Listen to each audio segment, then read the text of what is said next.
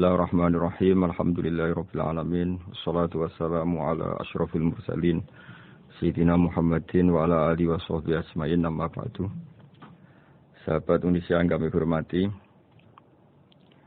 berikut kita mulai kajian tafsir yang dikeluarkan oleh UII.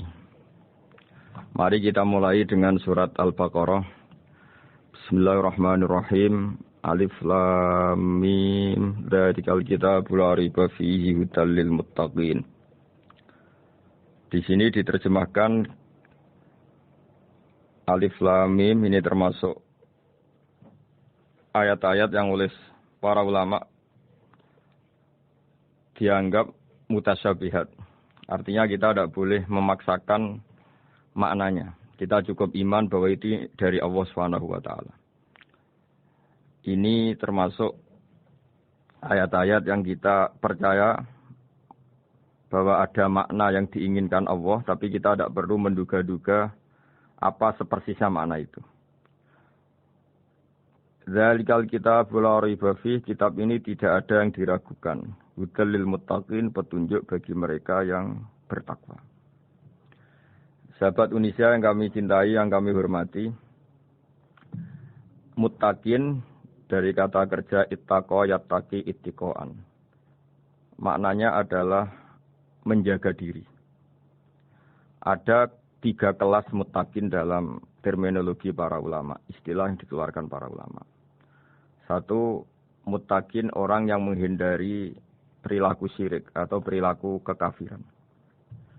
Sehingga menurut para ulama, apapun faseknya seorang mukmin, apapun kelirunya orang mukmin, misalnya pernah mencuri, pernah korupsi, pernah apa saja, masih dianggap mukmin karena dia masih bertauhid la ilaha illallah Muhammadur Rasulullah. Ini muttaqin yang paling kelas pokok, kelas bawah. Kemudian ada muttaqin kelas kedua, yaitu mereka yang menghindari dosa besar tapi tidak bisa menghindari dosa kecil. Misalnya bisa menghindari dosa zina, tapi dia bisa menghindari dosa melihat perempuan yang bukan mahramnya, yang bukan halal bagi dia. Ketiga muttaqin paling ideal, yaitu menghindari dosa besar, juga menghindari dosa kecil, bahkan menghindari sesuatu yang tidak penting. Ini yang dalam terminologi ulama disebut para wali atau para ulama, yaitu yang dalam ayat ala inna awliya Allahi la khaufun alaihim wa lahum yahzanun. Ini penting kami jelaskan kelas-kelas muttaqin supaya bahwa mukmin tidak pernah keluar dari status iman meskipun dia pernah melakukan satu kesalahan besar. Karena yang dikatakan mukmin adalah siapapun yang meyakini kebenaran risalah Muhammad, risalah yang dibawa Muhammad, berarti dia mukmin. Soal dia melakukan dosa atau apa saja itu menjadikan dia fasik, tapi tidak keluar dari status mukmin. Ini yang dimaksud dalam sebuah hadis, man qala la ilaha illallah dakhalal jannah. Siapapun yang pernah melafadzkan la ilaha illallah iman, maka dia pasti nanti masuk surga. Kemudian ada beberapa pertanyaan dari para sahabat dengan masa lalu orang itu yang macam-macam, Nabi tetap menjawab meskipun dengan masa lalu yang macam-macam. Sebab itu perlu dikaji serius, sebagaimana ada yang ditafsir Sawi bahwa muttaqin itu dari kata kerja ittaqa yattaqi ittiqaan atau ittaqa yattaqi taqwan. Ini maknanya orang yang menjaga diri. Tentu menjaga diri ini ada yang kelas premium, kelas sempurna. Jadi sesuatu apa saja yang bahaya kita jaga, termasuk dosa kecil, melakukan hal yang tidak penting. Ada orang mukmin yang hanya bisa menjaga dari dosa kekafiran, dosa kemusyrikan. Ini pun dengan segala kesalahannya masih ada kemungkinan dimaafkan Allah. Karena Allah pernah berfirman, innallaha la yaghfiru ayyushraka bihi wa yaghfiru ma duna dzalika liman yasha. Allah tidak akan memaafkan dosa syirik, tapi Allah masih bisa memaafkan atau masih berkenan memaafkan dosa di luar syirik.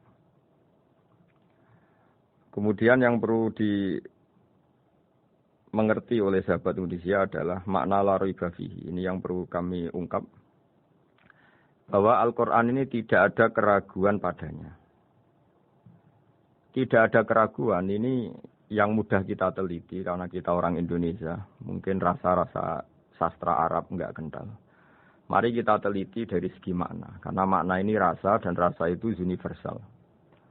Begini misalnya, dulu orang-orang kafir Mekah karena mereka penyembah berhala, penyembah Tuhan-Tuhan yang banyak, itu memprotes. Mereka memanggil tentu masih Muhammad, belum ya Rasulullah. Muhammad, kamu mengajak ke Tuhan berapa? Rasulullah menjawab, ke Tuhan yang satu. Lalu mereka bertanya, Muhammad urusan kita ini banyak, problem kita banyak. Tuhan banyak saja tidak bisa menyelesaikan, apalagi satu Tuhan. Ini yang diceritakan dalam sebagian ayat disebut, Aja'alal alihata ilaha wahida inna hadza lasyai'un ujab. Bagaimana mungkin Tuhan itu satu? Harusnya Tuhan itu banyak karena urusan kita banyak. Lalu Rasulullah dengan bimbingan Tuhan, bimbingan Allah, mendatangi mereka, kemudian Nabi menjelaskan. Tuhan itu adalah ketua kalian, Tuhan itu adalah pimpinan kalian. Bagaimana kalau Anda jadi pembantu, kemudian punya majikan banyak, punya penguasa banyak, punya tuan banyak. Kemudian semua tuan-tuan Anda ini memerintahkan Anda dengan perintah yang beda-beda. Apa kalian mau punya majikan atau pimpinan yang banyak? Mereka menjawab tidak, Muhammad. Terus mereka akhirnya sadar bahwa problem Tuhan banyak itu tentu lebih sulit, lebih problem. Karena nanti perintahnya beda-beda, keinginannya beda-beda. Mereka akhirnya tersadarkan bahwa sebaiknya atau seharusnya memang Tuhan itu satu. Jadi Rasulullah SAW menjelaskan logika bertauhid itu dengan sekian variasi, dengan sekian logika. Kemudian Nabi kedua juga menjelaskan logika kompetisi. Kata Nabi yang karena bimbingan Allah diberi satu pengertian. Andai kan Tuhan itu 2 atau 3, kemudian berebut dalam tahta aras atau tahta yang di alam raya ini. Sebagaimana lazimnya para penguasa. Maka pasti ada yang menang, ada yang kalah. Dan yang kalah tentu gak layak sebagai Tuhan. Ini yang disebut wala ala ba'duhum ala ba'd. Tentu kalau Tuhan itu banyak, mereka akan berkompetisi, akan bertarung. Dan pasti pemenangnya ya satu, karena memang layak jadi Tuhan tetap satu. Sadarlah bahwa orang-orang kafir Quraisy, orang-orang kafir saat itu sadar pentingnya bertauhid. Ketiga, Nabi juga menjelaskan tauhid secara ilmu logika. Begini para pendengar. Kalau dalam teori ilmu tauhid yang agak jelimet dijelaskan begini. Jika ada 2 Tuhan, maka alam raya ini enggak menjadi alam. Logikanya adalah 2 Tuhan ini bisa kamu katakan sama-sama kuat. Ketika sama-sama kuat kemudian ingin menciptakan langit. Yang satu ingin menciptakan bumi, yang satu menolak menciptakan bumi misalnya. Atau yang satu ingin menciptakan langit, yang satu menolak ingin menciptakan langit. Kemudian ternyata bumi ini terbukti wujud. Logika awam adalah yang berhasil menciptakan bumi berarti Tuhan. Yang gagal atau kudrohnya gagal, kemampuannya gagal tidak bisa menciptakan bumi, gagal menjadi Tuhan. Ini logika awam. Logika ini pun kita terima. Tapi kalau menurut logika ahli tauhid, ahli pakar-pakar logika, cara berpandangan begini. Ketika Anda mengatakan ada 2 Tuhan yang sama-sama kuat, kemudian terbukti yang satu mampu menciptakan bumi, yang satu tidak. Bahasa Anda mengatakan sama-sama kuat ini sudah batal dari awalnya, karena terbukti bahasa Anda salah, sama-sama kuat ternyata yang satu tidak mampu. Sehingga dalam pikiran orang-orang ahli tauhid mengatakan, membayangkan Tuhan saja itu enggak kebayang, karena turunan kata ini pasti selalu salah. Karena tadi misalnya dikatakan, andai kan ada 2 Tuhan, kemudian yang satu mampu menciptakan bumi, yang satu tidak. Padahal Anda tadi bilang sama-sama kuat, ternyata terbukti yang satu tidak kuat. Berarti kata Anda sama-sama kuat ini salah. Ini pula yang diajarkan Rasulullah lewat bimbingan Allah, lewat wahyunya yang disebut Lau kana fihi ma alihatun illallahu la fasadata. Karena kalau ada 2 Tuhan, pasti kamu sifati sama-sama kuat. Ternyata sifat sama-sama kuat ini batal demi hukum, karena ternyata yang satu tidak mampu menciptakan bumi. Atau kamu sifati 2 Tuhan ini sama-sama lemah. Itu tidak mungkin lagi, karena ternyata bumi ini terbukti wujud. Pasti penciptanya ini zat yang sangat kuasa. Jadi logika-logika tauhid sedemikian dibangun oleh Rasulullah lewat bimbingan Allah Subhanahu wa taala. Logika keempat supaya kita iman dan tambah kuat imannya adalah logika yang mudah dicerna oleh kebanyakan orang atau yang bisa diindra. Begini misalnya dalam sebuah ayat di surat Al-Kahfi, kemudian di awal surat Al-Ahqaf, kemudian di sebagian surat At-Tur, ada penjelasan begini. Ketika Rasulullah mengajak manusia menyembah Allah, kemudian orang-orang kafir tanya, lalu Tuhan kamu siapa Muhammad? Tuhan saya adalah Allah menciptakan langit bumi. Terus mereka berandai-andai, ada Lata, ada Uzza, ada Manat, ada Hubal. Itu Tuhan-Tuhan kami. Terus Rasulullah bertanya, apakah Tuhan-Tuhan yang kamu sembah itu memberi kontribusi saat langit dan bumi diciptakan? Mereka menjawab, tidak Muhammad, itu Tuhan-Tuhan yang kami bikin. Begitu juga asumsi tentang Tuhan-Tuhan yang lain. Apakah Isa ikut menciptakan bumi atau menciptakan langit? Tentu jawabannya tidak. Karena Isa lahir di bumi, orang tahu tanggal lahirnya, tahu tahunnya, dan sebelum ada Isa juga sudah ada bumi. Sehingga untuk menetapkan tauhid, berkali-kali Quran tanya, Amman khalaqas samawati wal ardh? Siapa sih yang menciptakan langit bumi? Siapa sih yang menurunkan air dari langit? Siapa yang mengatur ini, itu, ini, itu? Akhirnya mereka menjawab, itu semua Allah Muhammad. Begitu juga kemungkinan setan misalnya. Setan itu fisik atau makhluk atau apa saja yang tidak kita lihat. Kemudian setan itu lewat rayuannya, lewat tipu dayanya ingin disembah. Kata Allah menjelaskan ini, ma asyadduhum khalqas samawati wal ardi wala khalqa anfusihim. Kamu tidak perlu takut sama setan atau apalagi menuhankan setan. Setan itu tidak yang punya reputasi menciptakan langit dan bumi. Bahkan setan tidak bisa menciptakan dirinya sendiri. Ini menjadi pengetahuan bagi kita. Betapa bagi pakar-pakar tauhid, ahli tauhid. Ketika setan nyatanya diusir dari surga. Itu pun versi mereka.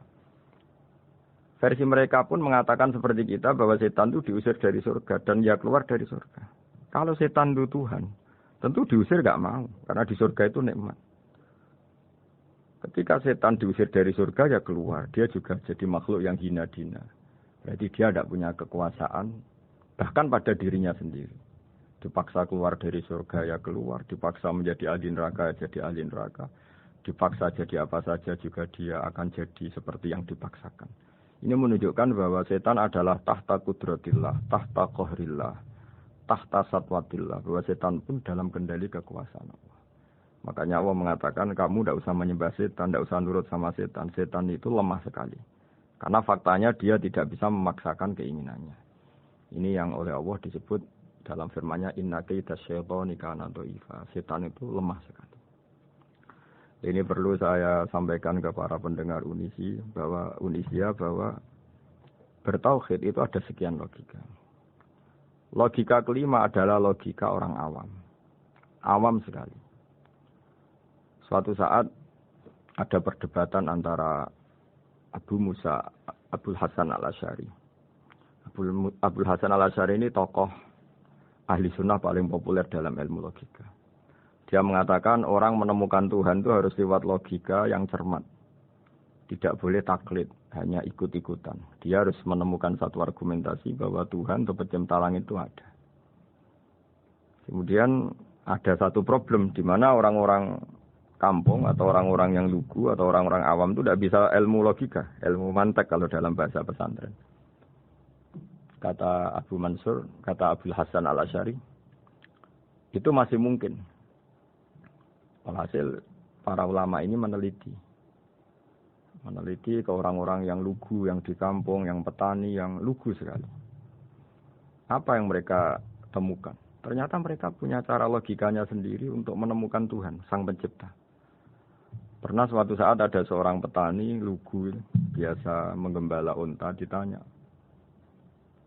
Bima araf tarubat, lalu kamu yang petani ini yang hanya ngurusi sawah, ngurusi ladang, dengan cara apa kamu tahu kalau Tuhan itu ada?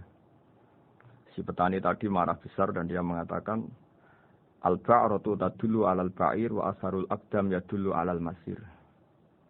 Kata petani tadi, yang namanya ada kotoran unta, pasti ada untanya. Yang namanya ada jejak kaki, pasti ada yang barusan lewat.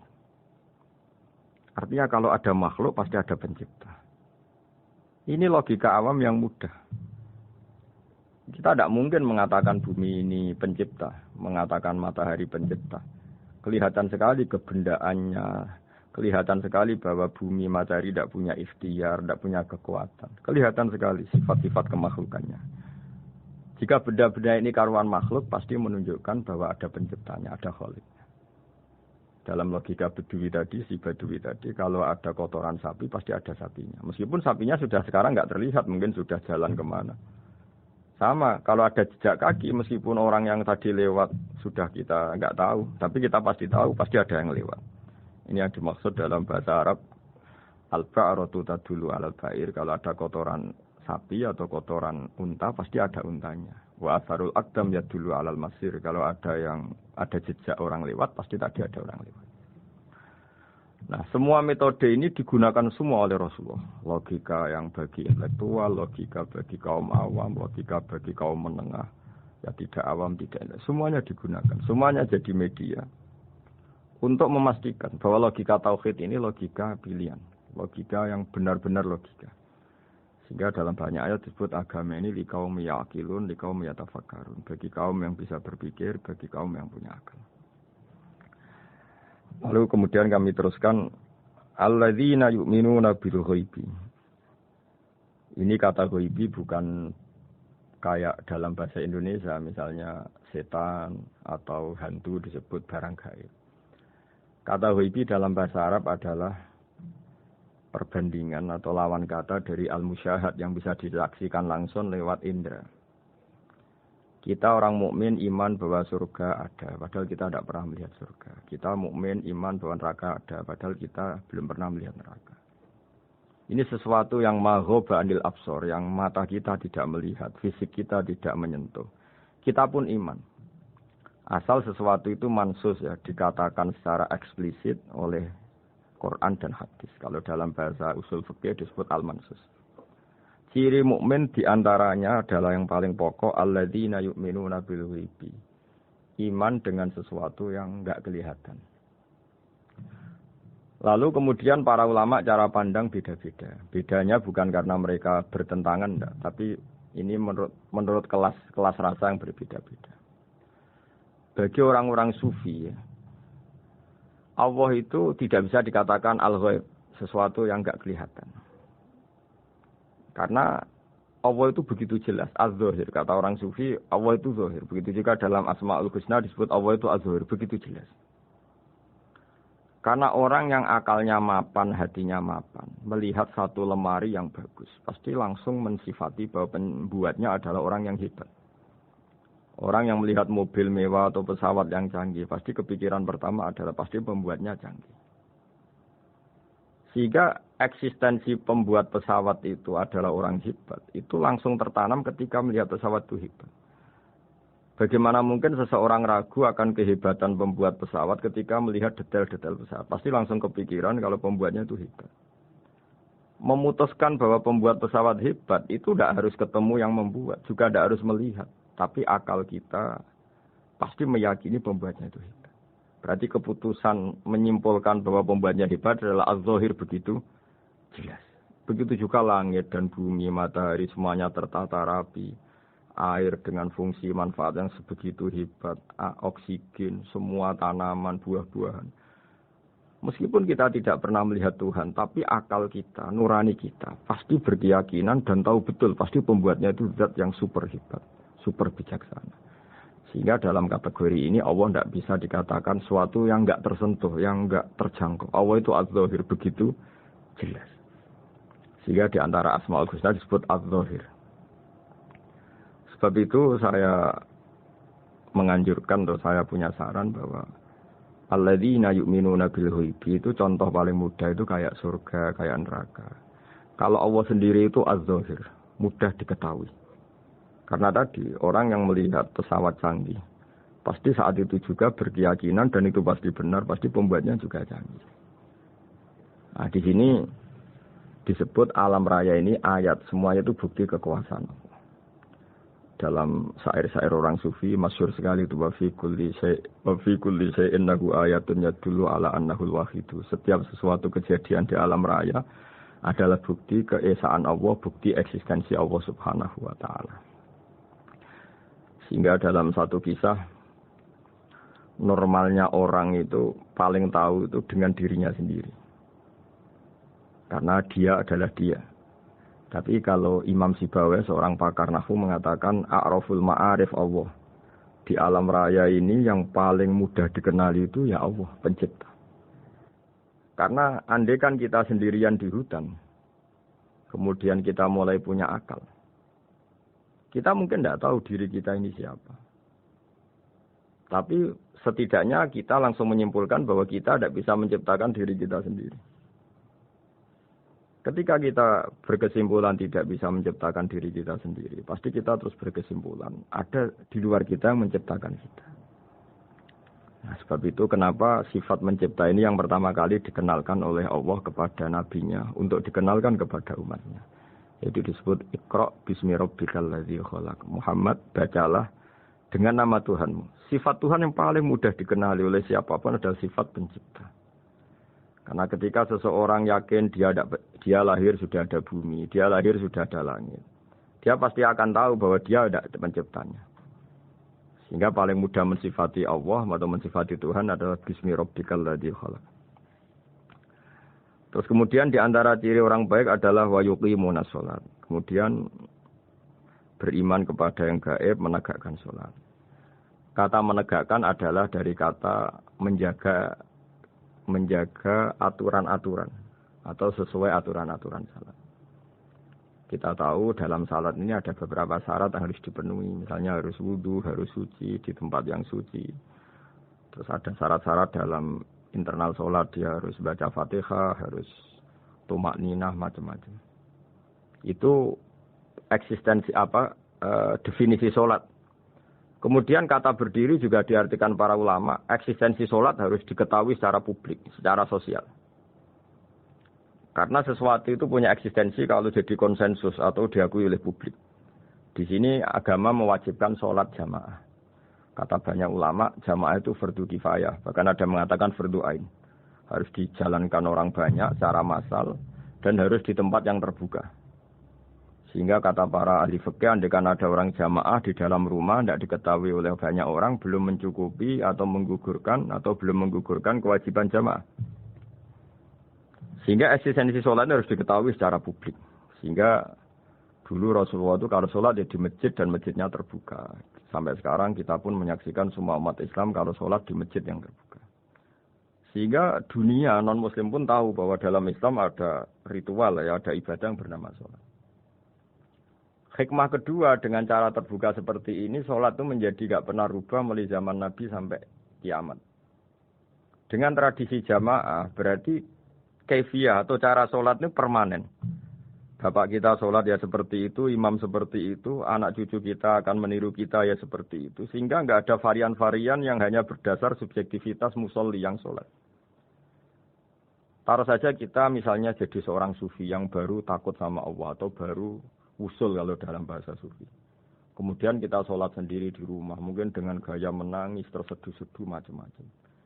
Ini tentu tidak baik sebagai standar sholat. Begitu juga ada anak atau pedagang yang kesusu atau tergesa-gesa, kemudian sholat hanya sekian, 2 menit, 1 menit. Ini juga tidak baik.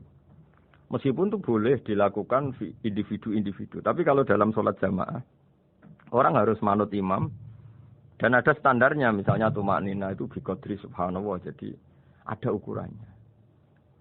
Ini penting saya utarakan bahwa hikmah jamaah itu bukan sekedar dapat pahala 27 kalau sendiri, dapat pahala 1 itu enggak. Tapi ini menjaga eksistensi sholat supaya ya seperti ini terus sampai kiamat. Sehingga orang Indonesia atau orang Afrika, orang mana saja, itu ketika haji atau ketika saling berkunjung di negara lain, itu nggak akan kaget dengan cara-cara sholatnya. Karena seluruh dunia kaifiyahnya caranya sama. Ini semua barokah dari jamaah. Maka Rasulullah itu enggak banyak ngendikan tentang caranya sholat, beliau hanya ngendikan shollu kama ra'aitumuni usolli. Sudahlah kamu pokoknya makmum saya. Nanti caranya kamu sholat sama seperti saya seperti ini. Sehingga kata menegakkan sholat adalah bisa kita tegakkan kalau kita aparat negara ya bikin aturan supaya eksistensi sholat enggak terganggu. Kalau kita seorang kultural juga mensuasanakan sholat. Dan supaya kefiahnya atau caranya sholat ini benar, kita tradisikan jamaah. Sehingga anak kecil ngikuti yang besar, yang bodoh ngikuti yang pinter dengan satu cara. Itu barokahnya jamaah. Sehingga wayukimuna sholat itu, sholat kita dirikan baik secara personal. Dengan cara-cara tumak nina, kita suci di tempat yang suci. Maupun kita tegakkan, kita maklumatkan, kita jadikan konsensus bahwa sholat ya seperti ini. Sehingga ada khayal-khayal lagi dalam Islam. Misalnya nyuwun sewu ada aliran yang mengatakan, ya kalau Tuhan itu kan enggak bebas arah, bebas tempat. Terus dulu pernah ada orang sesat sholat sampai 4 rakaat 4 arah, alasannya Tuhan itu tanpa arah. Enggak akan terjadi seperti itu. Karena ijma'nya umat Islam, konsensus umat Islam akan menolak faham yang seperti itu.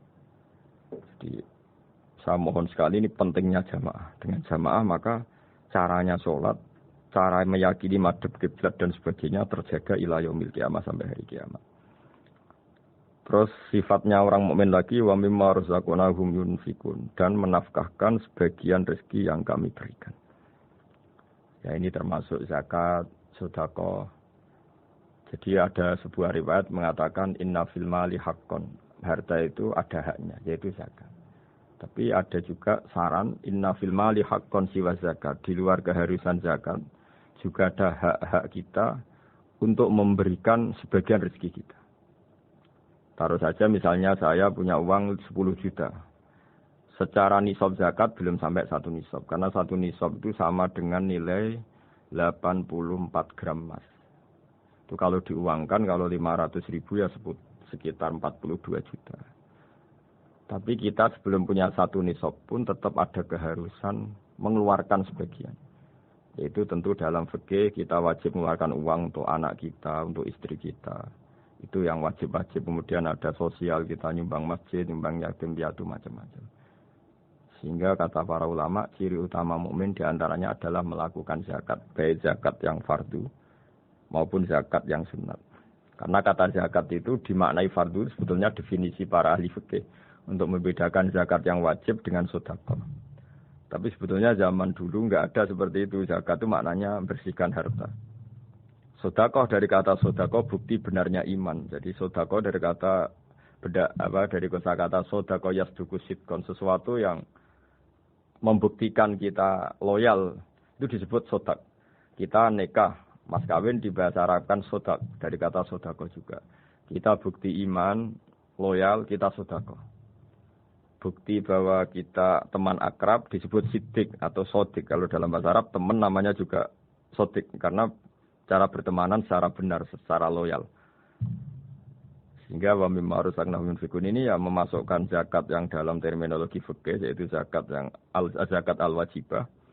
Atau zakat yang dengan makna lughat yaitu artinya asal membersihkan harta kita entah lewat zakat, sedekah, hadiah kepada orang-orang yang kita hormati. Semuanya juga masuk dalam definisi zakat atau wa mimma razaqnahum yunfikun. Kemudian sifat terakhir dari orang muttaqin adalah walladzina yu'minuna bima unzila ilaika wa ma unzila min qablika bil akhirati hum yuqinun ulaika ala hudam mir rabbihim wa ulaika humul muflihun. Di sini diterjemah mereka yang beriman kepada kitab yang kami turunkan kepadamu dan yang diturunkan sebelum kamu. Ini kata yang diturunkan sebelum kamu penting sekali karena ciri utama Nabi adalah dia tidak pernah beda dengan Nabi sebelumnya. Karena kebenaran tauhid pasti tunggal. Nabi-nabi dulu pasti mengajarkan tauhid, hanya menyembah Allah. Enggak mungkin Nabi berikutnya kemudian bikin ajaran baru dalam tauhid. Sehingga andaikan semua kitab Injil Taurat itu masih versi yang orisinil, pasti enggak ada yang beda dengan Quran. Karena ciri utama kebenaran adalah iman dengan Quran dan iman kepada kitab yang diturunkan sebelum Al-Quran. Wabil akhirati hum yuqinun, mereka juga yakin akan datangnya hari akhir. Itu bisa disebut yaumul ba'ats. Terus ketika semua kriteria itu terpenuhi baru ulaika ala hudam mir rabbihim wa ulaika humul muflihun. Mereka itulah yang berada pada petunjuk Allah dan merekalah orang-orang yang berbahagia. Para pendengar sahabat Indonesia, semoga kajian ini bermanfaat. Dan ini mulai ayat 1 sampai 5 dalam surat Al-Baqarah, yaitu surat yang dalam tartibnya mushaf nomor 2 setelah Fatihah. Jadi kalau dalam ulumul Quran disebut ada surat yang berdasar nuzulul Quran, yaitu surat Iqra, kemudian Mudaththir. Ada urutan surat yang berdasar tartibul mushaf, yaitu yang kita punyai sekarang, yaitu Fatihah, terus Baqarah, dan seterusnya. Dan urutan-urutan ini pun sesuai petunjuk Rasulullah SAW. Saya kira demikian. Mohon maaf atas semua kesalahan. Wassalamualaikum warahmatullahi wabarakatuh.